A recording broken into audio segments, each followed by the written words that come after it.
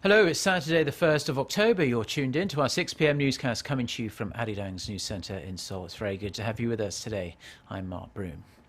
Our top story this evening, thousands of Army, Navy and Air Force members marked South Korea's Armed Forces Day earlier today at a special ceremony. The day comes amid North Korea's ever-increasing nuclear missile threats and heightened inter-Korean tensions, especially following Pyongyang's recent nuclear test. Kim Hyun-bin starts us off. It was quite the show. A 21-cannon salute, flyovers by helicopters and jets, and hundreds of soldiers marching in sync. A ceremony was held in Gaereongdae in Chungcheongnam-do province on Saturday to mark South Korea's 68th Armed Forces Day.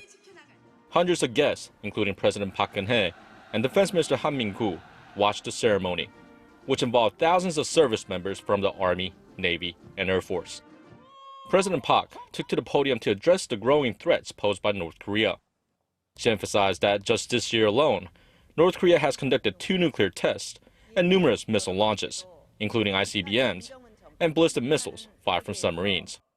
급기야 지난 9월 9일에는 국제사회의 강력한 경고를 무시하고 또 5차 핵실험을 감행하여 한반도와 세계의 평화를 위협하는 무모함을 다시 한번 드러냈습니다. The South Korean leader also emphasized the importance of deploying the U.S. THAAD missile defense system to South Korea. She stressed it will protect citizens and the armed forces from North Korea's increasing missile and nuclear threats. 사드 배치는 우리 국민을 지키기 위한 최소한의 자위권적 방위 조치입니다. 북한의 공격에 대비하여 우리가 해야만 하는 조치를 하는 것입니다. 북한이 각종 미사일을 연속적으로 발사하고 있는 지금 이 상황에 우리 국민과 장병들을 그대로 위험에 노출시킬 수는 없습니다. North Korea claims the September 9th test was of a miniaturized nuclear warhead. Experts say Pyongyang will now focus on perfecting its ICBM technology through even more tests. With the anniversary of the founding of North Korea's Workers' Party just around the corner on October 10th, many experts believe Pyongyang could conduct another provocation, such as an intercontinental ballistic missile launch. Kim Hyun-bin, Arirang News, Gaereongdae. The International Atomic Energy Agency has unanimously adopted a resolution demanding North Korea dismantle all its nuclear weapons and related programs. South Korea's foreign ministry says the decision was reached at the UN Watchdog's General Conference in Vienna on Friday local time. The ministry said the resolution denounces Pyongyang's nuclear weapons program in the strongest terms and demands the regime take concrete steps toward denuclearization. The IAEA and its members also reaffirmed that North Korea will not be recognized as a nuclear state and that Pyongyang must abide by the denuclearization promise made with 6-party talk nations back in 2005, as well as UN resolutions. South Korean fighter jets have arrived in Alaska to take part in a joint drill with the United States and other allies. Air Force officials say the 6 F-15Ks will be stationed at the Eielson Air Force Base in Alaska for the duration of the 3-week Red Flag exercise that starts on Monday. The multinational exercise also involves the air forces of New Zealand and NATO. It's thought this year's drill could include a simulation of surgical attacks on nuclear facilities. The Red Flag exercise will start just a matter of weeks after North Korea conducted its 5th nuclear test on September 9th. It has emerged that South Korea's cyber command was hacked last month, raising speculation North Korea might have been the culprit. In a phone interview with a local news agency, main opposition party lawmaker Kim Jin-pyo said the hacking targeted the vaccine routing server installed at the cyber command. Kim, who was also a member of the National Assembly's National Defense Committee, said a malicious code has been identified, adding that it seems to have taken advantage of the vulnerability of the routing server. He said that as a precautionary measure, the server has been separated from the network. However, Kim said chances are very low that the hacking led to a leak of confidential information. A probe is underway to figure out where exactly the hacking originated. Now, after turning to positive growth for the first time in almost 2 years, Korea's exports are back in negative territory. The relapse has been attributed to sluggish shipments of cars and mobile devices. Kim Min-ji reports. Back in negative territory. The Trade Ministry says Korea's outbound shipments dipped an estimated 5.9% in September from a year earlier to $40.9 billion. There had been hopes for recovery after exports made a turnaround in August, ending a record 19 straight months of decline. Imports also posted negative growth despite picking up last month. Inbound shipments fell 2.3% to $33.8 billion. With that, the trade surplus came to $7.1 billion, extending the surplus streak to a 56th straight month. The decline in exports last month was attributed to fewer working days as well as a global recall of Samsung's Galaxy Note 7 smartphone. The Korean tech giant has been offering replacements or a full refund after several reports of the device catching fire while charging. Exports of mobile communication devices, in fact, fell almost 28% on year in September, the biggest drop since mid-2012. On top of that, strikes in the auto industry over the adoption of a performance-based wage system have taken a toll on production, resulting in a $1.1 billion decline in overall exports. However, in a glint of light, the country's key export items, including chips, computers, and flat panel displays, hit their highest monthly value so far for this year. Exports of computers rose for the 5th straight month, jumping over 13%, while auto parts shipments climbed 3.5%. Down the road, it seems as though exports will likely maintain recovery momentum. The U.S. economy is showing signs of improvement, and China's economic growth is not as sluggish as expected.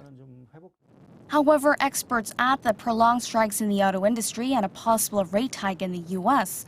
are downside risks that could offset the recovery momentum of Korea's key export items. Kim Min-ji, Arirang News. China's yuan has officially joined the elite club of reserve currencies, marking a milestone for the Chinese government's campaign for recognition as a global economic power. The yuan on Saturday joined the US dollar, the euro, the yen and British pound in the IMF's so-called special drawing rights, or SDR basket, which determines currencies that countries can receive as part of IMF loans. The People's Bank of China hailed the inclusion, saying it's an affirmation of the success of China's economic development and results of the reform and opening up of the financial sector. The bank added that China will use the opportunity to further deepen economic reforms and open up the sector to promote global growth. The IMF announced last year that it would add the yuan to the SDR basket, so the inclusion is not expected to shake up financial markets. Korea's biggest sales festival appears to be paying dividends already, just 2 days after it was launched with great fanfare. The Trade Ministry says the nation's top 5 department store chains posted sales up 24% for the first day of the Korea Sale Festa event, compared with the first day of Korea Black Friday, which was held this time last year. This year's festival aims to squeeze the most out of Korea's tourism and cultural sectors in line with the Chinese holiday season, which is expected to bring in close to 250,000 Chinese tourists. Around 250 retailers, manufacturers and online malls are providing hefty discounts and promotions at tens of thousands of stores across Korea. The Seoul Street Arts Festival is now on, inviting world-renowned performance artists from around the globe to showcase their talents in various spots dotted around the Korean capital. Our Kim Jung-soo has the details. Formerly known as the High Seoul Festival, the rebranded Seoul Street Arts Festival has been running for the past few days. Seoul Plaza was packed with visitors as Friday night began with a unique tightrope performance called Sodade by the group Circus Suahes.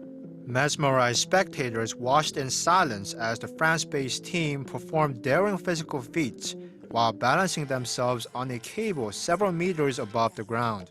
The circus told the story of a deported man stranded on a beach who took a literal walk down memory lane. The festival's art director explains that audience participation plays a crucial element in making this year's event a success.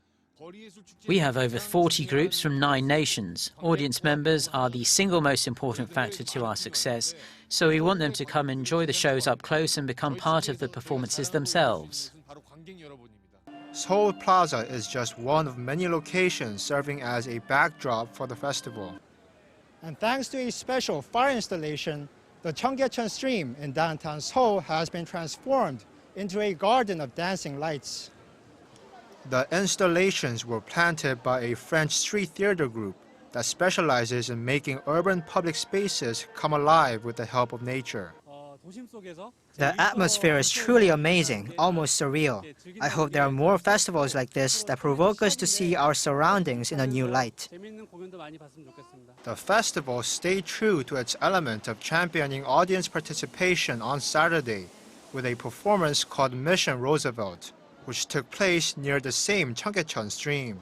Named after former U.S. President Franklin D. Roosevelt, who famously said the only thing we have to fear is fear itself, the show helps people experience and overcome the fear of living in a city environment by making them traverse Seoul in a wheelchair. The Seoul Street Arts Festival runs through Sunday. Kim Jung-soo, Arirang News.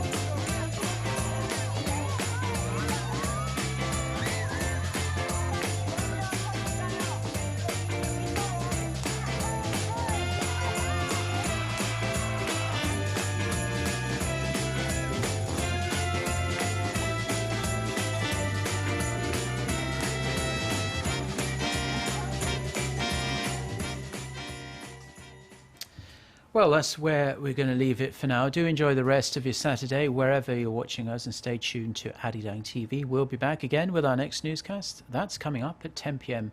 Korea time. So until then, goodbye.